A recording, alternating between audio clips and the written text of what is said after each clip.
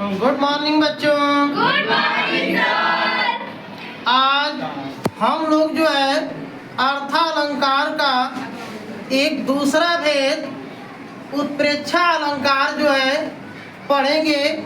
आज हम इसकी परिभाषा और उदाहरण को देखेंगे। जैसा कि मैंने यहाँ पर लिखा उत्प्रेक्षा अलंकार की परिभाषा कि जहाँ उपमेय में उपमान की संभावना की जाए वहाँ उत्प्रेक्षा अलंकार होता है। सबसे पहले यह उपमेय और उपमान क्या होता है। उपमेय हम किसे कहते हैं? जिसकी तुलना की जाए उसे हम उपमेय कहते हैं, और जिससे तुलना की जाए उसे हम उपमान कहते हैं। तो यह क्लियर हो गया कि हम उपमेय किसे कहेंगे और उपमान किसे कहेंगे। यहाँ पे हमने पहचान आपको दिया कि मनु, मानो, मनहु, जनु, जानो, जनहु जहाँ पर आता है वहाँ जो है आपको उत्प्रेक्षा अलंकार होता है। इन 6 शब्द में 6 शब्द आपके सामने दिए हैं। मनु, मानो, मनहु, जनु, जानो, जनहु। जिस भी काव्य में जिस भी पंक्ति में आपको दिखे वहाँ आपको जो है मान लेना है 95% कि वहाँ पे उत्प्रेक्षा अलंकार होगा। इस पहचान के द्वारा मैंने उदाहरण दिया इसका कि मुख मानो चंद्रमा है।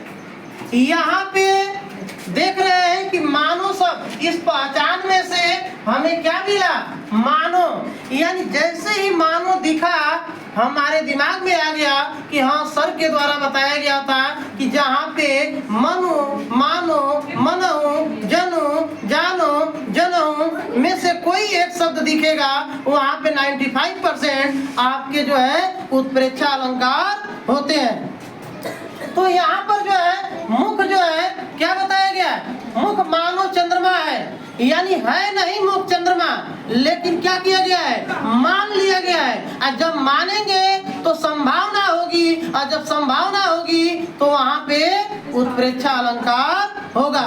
मैं इसका एक दूसरा उदाहरण आपके सामने दिया कि सोहत ओढ़े पीतुपट श्याम सलोने गात मानो नीलमणि शैल पर आतपु परियो प्रभा।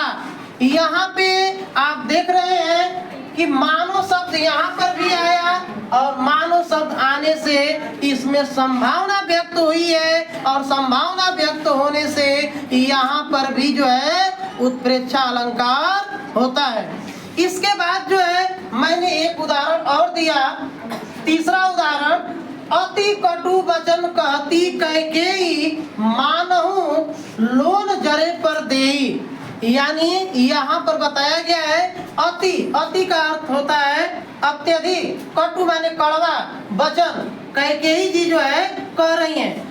यहाँ पर क्या बताया गया है कि अत्यधिक कड़वा वचन जो है कैकेयी जी कह रही हैं। मानो, मानो माने मानो, मान लीजिए कि यहाँ जले पर नमक छिड़कने का कार्य किया गया है, इसलिए यहाँ पर भी जो है क्या होगा?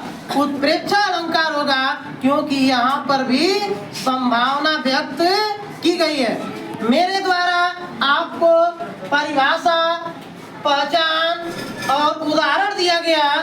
मुझे विश्वास है कि मेरे द्वारा जो भी परिभाषा, उदाहरण और पहचान दिया गया है वह आपको अच्छी तरह से समझ में आया होगा। धन्यवाद।